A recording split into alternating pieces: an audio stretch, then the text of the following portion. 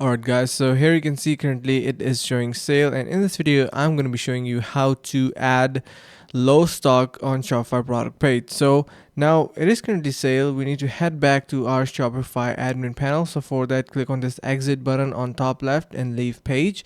Now we need to head over to our products. So we have a sale going on onto this pair of headphones.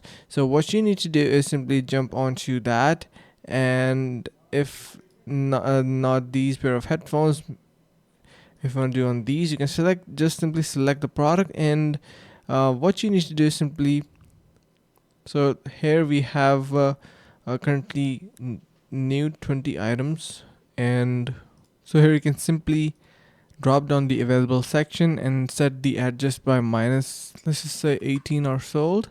And once you click on save, you can go back to your product page, and you can see it is currently making it red, which means low stock. But if you want to represent the same exact thing, or maybe add a badge of low stock onto your product page, you're going to be apparently needing to install an app for that. So head over to app section, and once you are on the Shopify app store, search in here for low stock app, like for example something like this.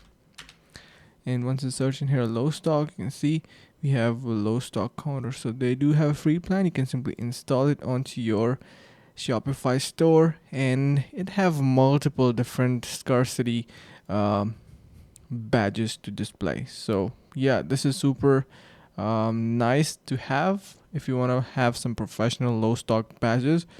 And yeah, so let me show you how this actually looks. So this is going to be having this kind of hurry up, only 10 pieces left, or low stock. You can make it say anything that you want. So I hope this is going to be helping.